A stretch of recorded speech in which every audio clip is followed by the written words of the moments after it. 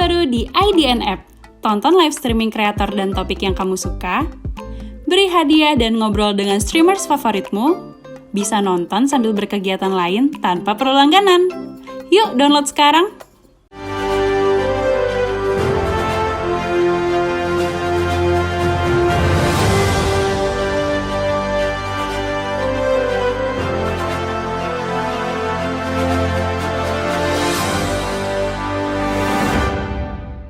Halo Sobat Milenial, kalian sedang menyaksikan program Top News by IDN Times bersama saya, Larasati Putri.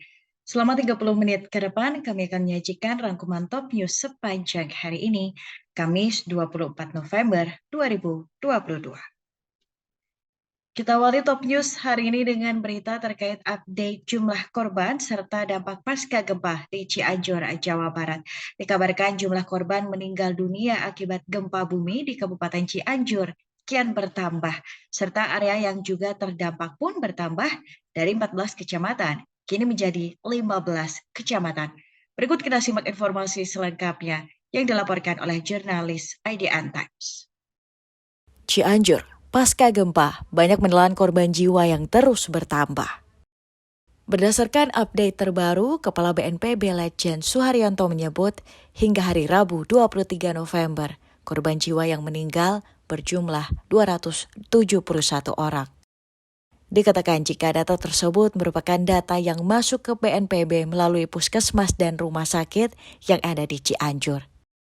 Jumlah tersebut pun sudah sesuai dengan nama dan alamatnya, sehingga meminimalisir simpang siur data yang diterima oleh masyarakat. Haryanto menuturkan angka ini bisa jadi lebih banyak karena tidak sedikit warga yang keluarganya meninggal dan sudah dimakamkan, namun tak memberikan akses data ke pusat krisis yang ada.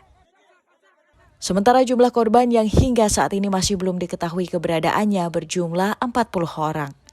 Sebanyak 39 orang diinfokan ada di daerah Cugenang dan 1 orang di Warung Kondang. Gempa berkekuatan magnitudo 5,6 itu juga berdampak pada 15 kecamatan di Cianjur.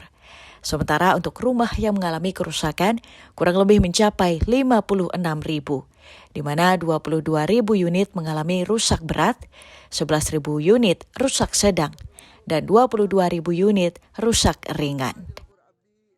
Lebih lanjut, Suharyanto mengatakan ke depannya, pemerintah Kabupaten Cianjur akan melaksanakan pendataan, khususnya pada rumah warga yang rusak, agar bisa segera diperbaiki. Masih dari Cianjur, Jawa Barat, Presiden Joko Widodo hari ini kembali meninjau lokasi gempa di Kabupaten Cianjur, Jawa Barat. Alasannya ingin memastikan proses evakuasi korban berjalan dengan baik. Jokowi menginstruksikan jajarannya untuk fokus mencari korban yang masih tertimbun reruntuhan karena masih ada 39 orang yang belum ditemukan di wilayah Kecamatan Cugenang, Kabupaten Cianjur, Jawa Barat. Jokowi juga ingin memastikan makanan dan obat-obatan untuk para pengungsi terdistribusi dengan baik, namun Jokowi juga mengakui masih ada kekurangan terkait hal itu. Setelah itu, pemerintah akan fokus pada perbaikan rumah dan fasilitas publik yang rusak akibat gempa. Pemerintah akan memberikan bantuan 50 juta rupiah untuk kategori rumah rusak berat, 25 juta rupiah rusak sedang, dan 10 juta rupiah rusak ringan. Selengkapnya kita simak pernyataan Presiden Joko Widodo saat mengunjungi Kecamatan Cugenang, Cianjur pada siang tadi. Pertama-tama atas nama pribadi, atas nama pemerintah, saya ingin menyampaikan duka cita yang mendalam, bela sungkawa atas terjadinya musibah gempa bumi di Kabupaten Cianjur, Provinsi Jawa Barat.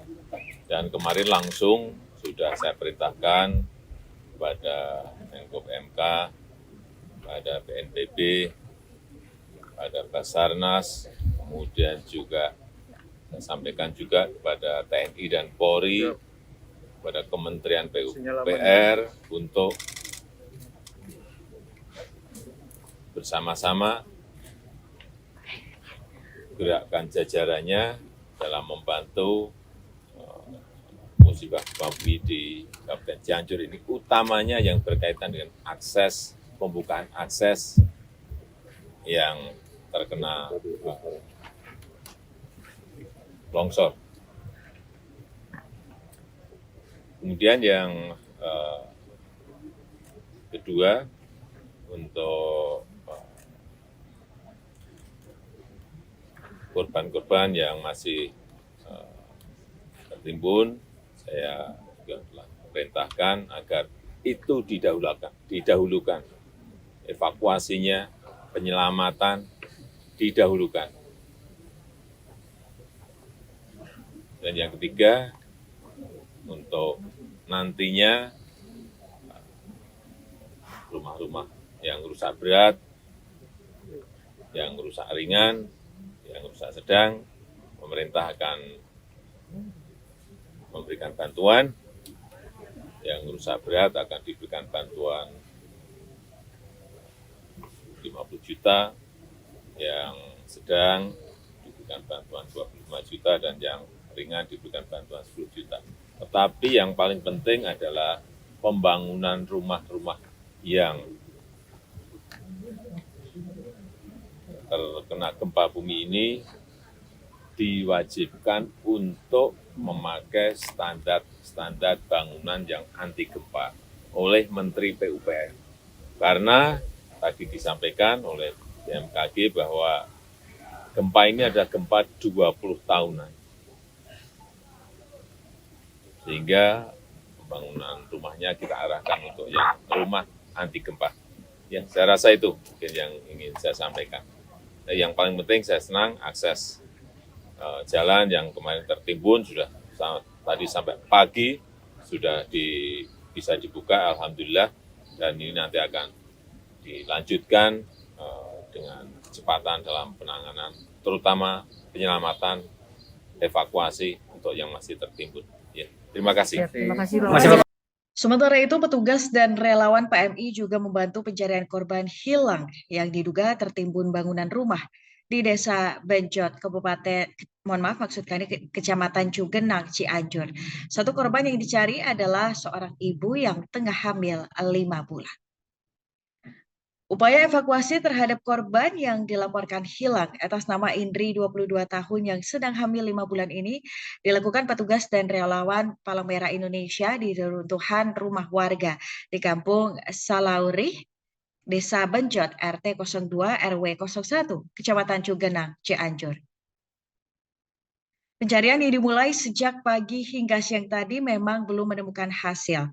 Namun petugas PMI telah menyiapkan mobil ambulans di lokasi. Korban dilaporkan hilang sejak terjadinya gempa hari Senin lalu. Seperti diketahui, di Kecamatan Cugenang ini dilaporkan ada 39 warga hilang yang diduga tertimbun reruntuhan bangunan dan juga tanah. Informasi selanjutnya, Menteri Kesehatan Budi Gunadi Sadikin meminta para tenaga kesehatan untuk melakukan perawatan secara intensif kepada para korban bencana gempa di Kabupaten Cianjur. Ia berharap nakes bisa bekerja dengan maksimal, sehingga tidak ada lagi pasien luka berat yang dibawa ke rumah sakit kemudian meninggal dunia. Selengkapnya kita simak pernyataan Menteri Kesehatan Budi Gunadi Sadikin berikut ini. Kemenkes mau fokusnya memastikan bahwa kesehatan masyarakat itu terjaga. Jadi kita identifikasi pertama ke pusat-pusat posko-posko yang agak jauh dari rumah sakit. Jadi tim relawan yang datang, dokter-dokter, bidan, perawat, kita kirim ke sana. Kemudian untuk melihat mana yang bisa dirawat di sana, mana yang mesti dibawa ke rumah sakit. Nah itu udah jalan. Jadi ada sekitar lebih dari 15 tim yang kita kirim ke posko-posko. Kita udah identifikasi lebih dari 2.300 yang luka ringan yang dirawat di sana. Nah, ada yang 494. Nah, ini yang luka berat. Ini yang mesti dibawa ke rumah sakit. Dan itu kan mesti ada tindakannya. Umumnya tindakan bedah. Ada patah tulang atau kena kepala, ada pembengkakan atau ini patah di dalam tapi nggak terbuka gitu. Nah, yang 474 ini karena terlampau rumah sakitnya juga terlampau padat, 70 tadi sih, sampai tadi pagi 70 udah dirujuk. Jadi ada yang ke Bandung, ada yang Sukabumi, ada yang ke Bogor, ada yang ke Jakarta juga. Nah masih banyak nih sekitar 400-an yang ada di Cianjur. Nah itu tadi Saya lihat karena tim-tim udah datang kan, dokter-dokter spesialis ortopedi udah kita kirim, dokter bedah udah datang, itu udah cukup banyak. Dibantu juga tim dari TNI Polri. Nah sekarang yang kurang adalah tempat operasinya, karena ini mesti dioperasi. Dan saya minta operasinya cepet deh, kalau bisa 3 hari selesai. Dan kebetulan karena logistiknya kan udah jalan, jadi semua obat-obatan, pen-pen itu paling banyak dibutuhkan, pin-pin ya belum patah itu bisa jadi. Itu sih. Kalau kita fokusnya di orang yang sakit ini biar cepat sehat.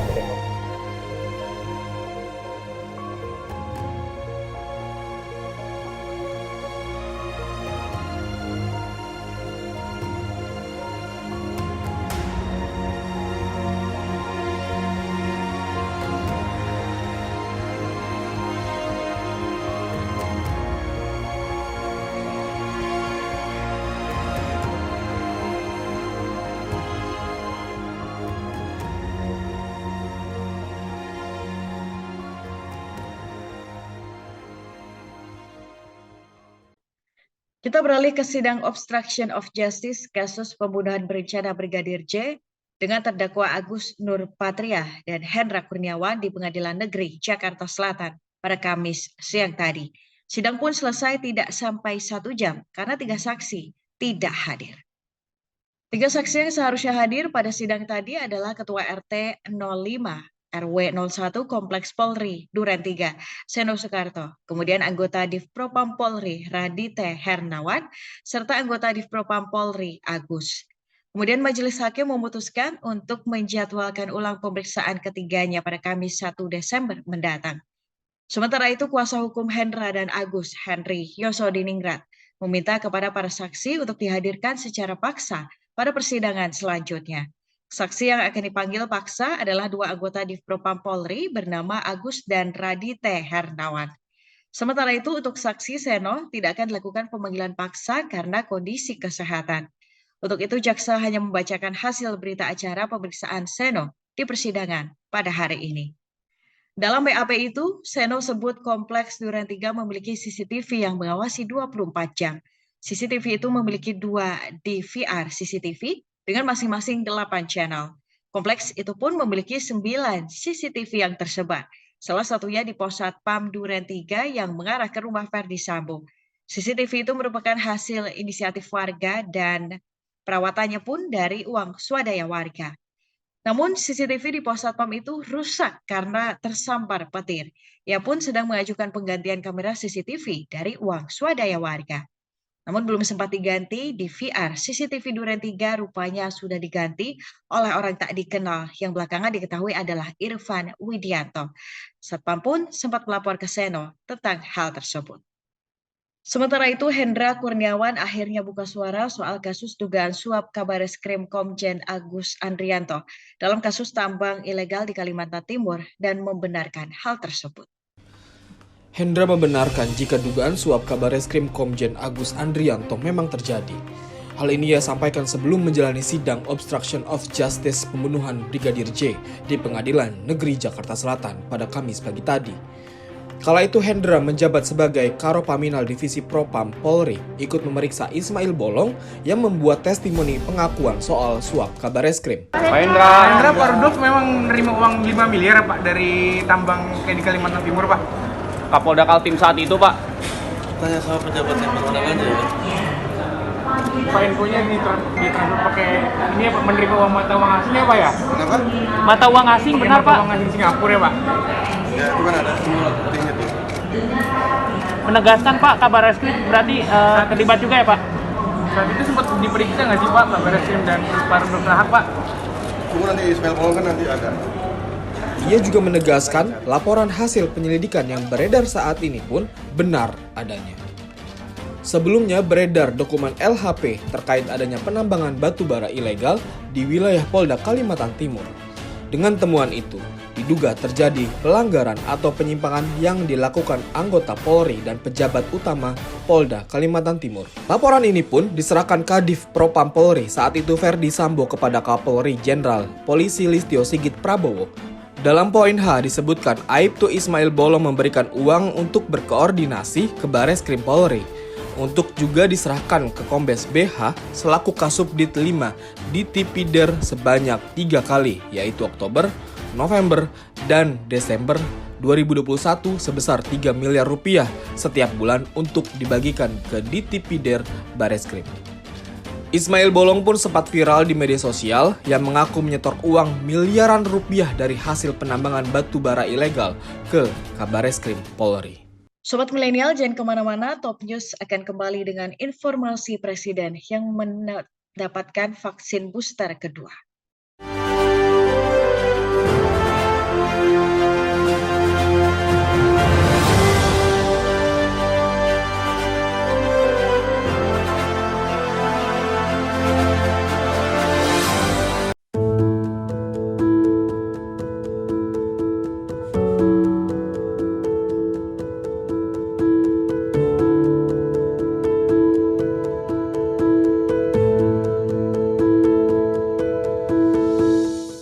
Halo teman-teman community creator semua, kalian apa kabarnya nih? Nggak kerasa ternyata Indian Times Community udah menginjak usia yang ke-5 tahun. Terima kasih buat teman-teman writer yang udah setia menemani kami selama 5 tahun ini. Banyak banget pengalaman seru yang kita alami bareng-bareng, mulai dari nulis dan ngedit artikel, terus ada kompetisi nulis, bahkan sampai kemarin ada acara Indonesia Writers Festival 2021. Aku apresiasi banget semangat dan ide-ide gila kalian bikin artikel itu keren banget.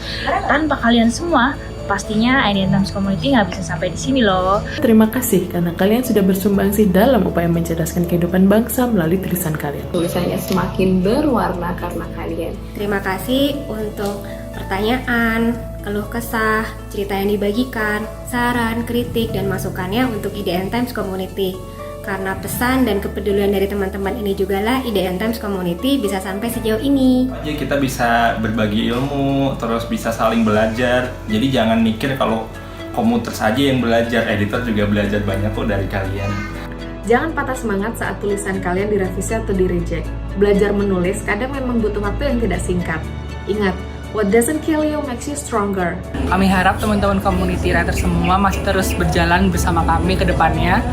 Teman-teman community writers IDN Times dimanapun kalian berada, tentu kita bersyukur bahwa kalian sudah menemani kami semuanya di IDN Times Writers selama 5 tahun terakhir. 2 tahun terakhir ini memang luar biasa berat, pandemi COVID. Mungkin di antara kita ada yang sangat sulit ya, tetapi saya tahu lewat menulis, menuangkan kreativitas, ini bisa menjadi salah satu upaya untuk tetap bersemangat bersama ya. Semoga kita bisa pulih bersama dan ternyata kreativitas dan tulisan-tulisan itu menginspirasi dan menemani pembaca dari IDN Times, khususnya community writers. Jadi mari kita bersyukur dan mari kita pulih bersama, pulih lebih kuat. Selamat ulang tahun ke-5 untuk IDN Times Community. Let's create what matters.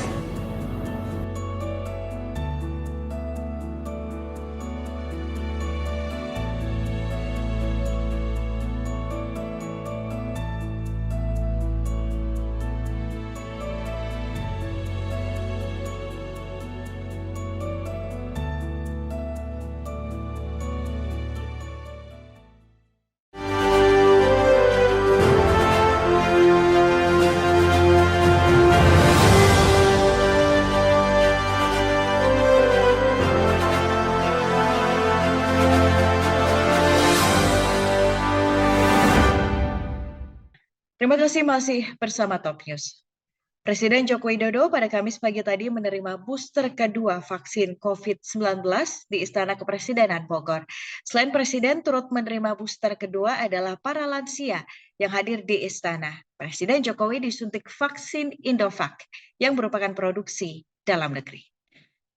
Didampingi Menteri Kesehatan, Menteri BUMN, Mensesnek, dan Menteri PUPR di Istana Bogor, Presiden Joko Widodo langsung menerima suntikan booster kedua vaksin COVID-19.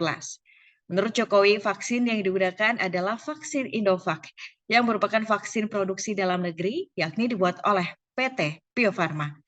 Jokowi mengajak seluruh masyarakat Indonesia untuk menerima booster agar meningkatkan daya tahan tubuh dari penyakit COVID-19, terutama untuk para nakes, lansia, dan warga yang mobilitasnya tinggi. Berikut kita simak penjelasan Presiden Jokowi usai menerima booster vaksin kedua. Pagi hari ini saya tadi baru saja divaksin booster, vaksin penguat, dan ini saya ajak seluruh masyarakat, utamanya tenaga kesehatan, utamanya lansia, dan juga orang-orang yang interaksinya tinggi antar masyarakat. Karena sampai hari ini kita untuk dosis 1 telah menyuntikkan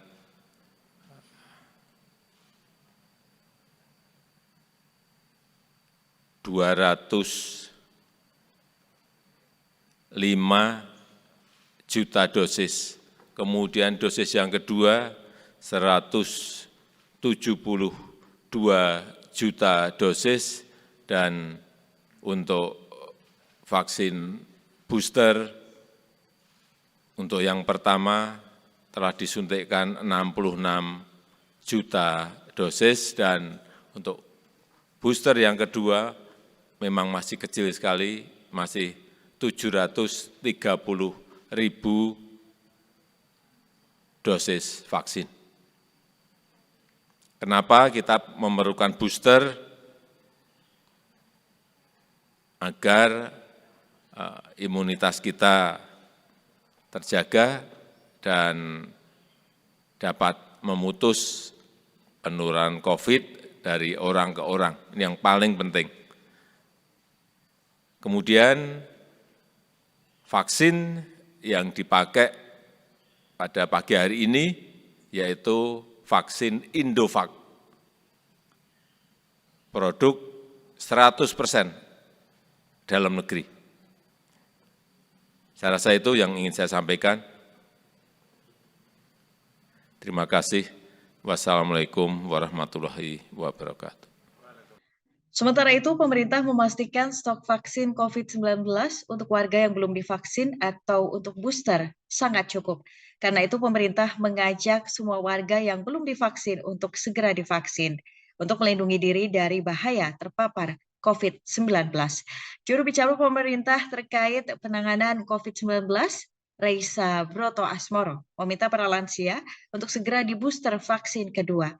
Berikut kita simak penjelasan juru bicara pemerintah terkait penanganan COVID-19, Reisa Broto Asmoro. Bapak, Ibu, Saudara-saudari, menjaga kesehatan tentu dapat dimulai dengan menjalankan gaya hidup bersih dan sehat. Dan ini tidak hanya terkait COVID-19, tapi juga bermanfaat untuk terhindar dari penyakit lainnya, baik menular dan tidak menular, termasuk komorbid yang dapat meningkatkan resiko fatalitas pada COVID-19. Nah, berbicara tentang resiko kesakitan dan kematian karena COVID-19, tentu kita semua sudah tahu pentingnya vaksinasi COVID-19. Kita berhasil menekan penularan dan gejala yang berbahaya setelah cakupan vaksinasi primer lengkap mencapai target. Dan kini dengan adanya fakta di mana kita menghadapi varian baru dan jumlah antibodi yang terbentuk sudah mulai menurun. Maka sekali lagi pada hari ini saya mengingatkan untuk melakukan booster atau suntikan ketiga bagi yang belum. Nah, ada berita gembira bagi lansia yang sudah melakukan booster pertama atau sudah melakukan suntikan ketiga. Kini pertanggal 22 November 2022 sudah bisa melakukan booster kedua atau suntikan keempat seperti halnya nakes yang melakukannya beberapa bulan yang lalu. Syaratnya, interval dari booster pertama adalah 6 bulan. Nah, vaksinasi booster kedua bagi lansia ini dapat dilaksanakan di fasilitas pelayanan kesehatan dan atau di pos pelayanan vaksinasi COVID-19 yang tersedia di seluruh Indonesia. Jadi, apabila sudah mendapatkan e-tiket pada aplikasi Peduli Lindunginya, maka lansia yang berusia 60 tahun ke atas dapat segera melakukan booster kedua. Mengapa booster sangatlah penting? Nah, berdasarkan riset dan monitoring yang dilakukan oleh pemerintah, vaksin booster ini sangat penting untuk melindungi kita terutama bagi yang berusia lanjut atau lansia. Karena mayoritas pasien COVID-19 yang dirawat dengan kondisi berat hingga kritis di rumah sakit dan yang telah meninggal dunia merupakan pasien yang tidak divaksin. Vaksinnya belum lengkap, terutama belum melakukan booster. Hingga November tanggal 22 2022 kemarin, diketahui yang telah menyelesaikan dosis ketiga atau sudah melakukan booster pertama mencapai 65,7 orang atau sebesar 28,01%. Padahal seperti yang telah dijelaskan oleh Bapak Budi Gunadi Sadikin, Bapak Menteri Kesehatan, di mana tercatat dalam periode 4 Oktober hingga 8 November 2022 dari sebanyak 27.082 pasien terkonfirmasi positif COVID-19 yang mendapatkan perawatan di rumah sakit, hampir separuh atau sebanyak 10.639 pasien memiliki gejala sedang berat hingga kritis, di mana 74% diantaranya belum melakukan vaksinasi booster. Nah, pada periode yang sama tersebut terdapat 1.373 pasien yang meninggal dunia dan diketahui 84% diantaranya belum melakukan vaksinasi booster. Maka melihat fakta tersebut, jangan abaikan kesempatan untuk memproteksi diri dengan melakukan vaksinasi booster dan vaksinasi booster kedua untuk lansia. Maka mari antar kita temani orang tua, kakek nenek, saudara-saudara kita, teman, tetangga untuk segera melengkapi vaksinasi booster dan booster keduanya. Perihal ketersediaan vaksin, pemerintah telah mendistribusikan vaksin tersebut ke seluruh pelosok Indonesia. Dan panduan vaksinasi lengkap, baik booster serta booster keduanya, dapat disaksikan dalam tabel berikut ini, di mana berdasarkan surat edaran Dirjen P2P Kemenkes RI nomor SR.02.09/C/5339/2022 per 11 November 2022, diketahui bahwa penerima vaksin primer Sinovac juga dapat menerima vaksin booster Indovac. Sedangkan untuk vaksin primer J&J dapat menerima booster homolog atau vaksin booster JNE juga, atau booster heterolog yakni vaksin Pfizer. Dan bagi yang telah vaksin primer Sinopharm dapat melakukan booster menggunakan Sinopharm atau vaksin Pfizer.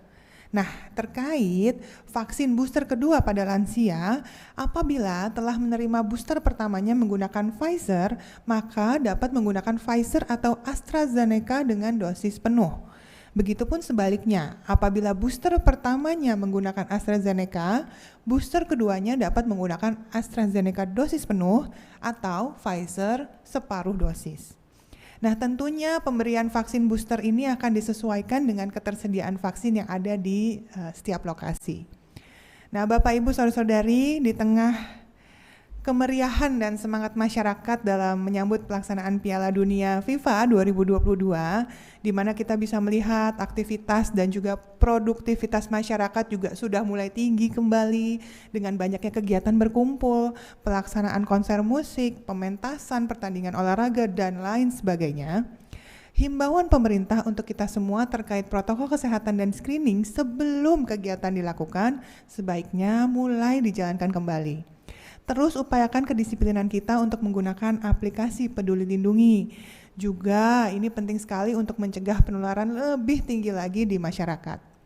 Mari kita upayakan bersama untuk menekan jumlah kasus, jangan sampai benar-benar terjadi lonjakan ketiga di Indonesia. Tetap semangat, insya Allah hari esok akan lebih baik. Wassalamualaikum warahmatullahi wabarakatuh. Om Santi, Santi, Santi Om. Sampai jumpa. Sobat Milenial, jangan kemana-mana, Top News akan kembali dengan informasi serba-serbi tentang Pesta di Qatar.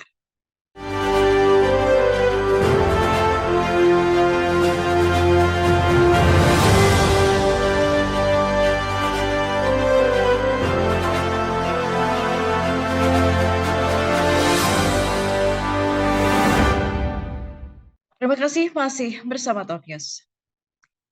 Jerman secara mengejutkan keok dari Jepang dalam laga perdananya di Piala Dunia 2022 pada Rabu 23 November malam. Berlaga di Khalifa International Stadium, Die Mannschaft terkena comeback hingga akhirnya kalah dengan skor 1-2. Lantas bagaimana Jepang bisa menaklukkan Jerman? Ada sejumlah catatan unik yang tercipta disajikan oleh IDN Times. Kita simak fakta menariknya dalam video berikut ini. Jerman sebenarnya unggul lebih dulu saat duel berusia 33 menit. Keunggulan ini diciptakan Ilkay Gundogan melalui tendangan penalti. Namun pada babak kedua, tim asuhan Hansi Flick justru mendapat petaka. Pertahanan Jerman loyo menghadapi serangan balik cepat yang diterapkan Jepang. Samurai Biru memborong sepasang gol berkat aksi Ritsu Doan dan Takuma Asano di 45 menit kedua. Dari hasil yang mengejutkan ini ada sejumlah catatan unik yang tercipta. Jika menilik daftar skuad Jepang, tak heran jika Samurai Biru berhasil meredam gempuran Jerman dengan baik. Ternyata sebagian besar pemain mereka sudah tahu karakter sepak bola Jerman. Sebab pelatih Hajime Moriyasu membawa 8 pemain yang saat ini berkarir di Bundesliga, termasuk 2 aktor kemenangan Jepang, yakni Ritsu Doan dan Takuma Asano. Sementara itu Mario Götze yang masuk dari bangku cadangan untuk menggantikan Jamal Musiala pada menit ke-79 juga mencatat rekor pribadi. Dia kembali bermain untuk Jerman di ajang bergengsi ini 3.055 hari usai menjadi pahlawan di final Piala Dunia 2014 lalu. Ini tentunya menjadi jeda terlama bagi pemain asal Jerman. Selain Götze, Youssoufa Moukoko juga mengukir rekor pribadi. Berusia 18 tahun lebih 3 hari, dia tercatat sebagai pemain termuda Jerman yang pernah mentas di Piala Dunia. Jepang sebenarnya juga sudah menciptakan sejarah dalam kemenangan atas Jerman. Untuk pertama kalinya, mereka menang setelah sempat tertinggal lebih dulu di Piala Dunia. Dalam situasi serupa di 9 laga sebelumnya, Jepang sangat sulit menang. Rinciannya, mereka 7 kali kalah dan imbang dalam 2 kesempatan ketika tertinggal lebih dulu di Piala Dunia. Pada malam ini, Kamis 24 November, Uruguay akan berlaga dengan Korea Selatan dalam Piala Dunia 2022 Qatar di Education City Stadium Al Rayyan. Laga ini diprediksi akan berjalan ketat dengan diperkuat oleh bintang-bintang lawas dari kedua tim. Apa saja catatan jelang laga Uruguay versus Korea Selatan nantinya? Kita simak dalam video yang satu ini. Uruguay masih diperkuat oleh bintang-bintang lawas mereka seperti Luis Suarez, Edinson Cavani, hingga Diego Godin. Sementara Korea Selatan tetap mengandalkan nama Son Heung-min. Sebelum melakoni ajang Piala Dunia 2022, Uruguay sempat menjalani beberapa laga uji coba internasional. Dan dalam 4 laga terakhir yang dilakoni, Uruguay kerap kewalahan. Total, Uruguay hanya menang 2 kali dari 4 laga terakhir. Sisanya mereka imbang sekali melawan Amerika Serikat serta kalah melawan Iran. Inkonsistensi ini harus menjadi perhatian tersendiri untuk mereka.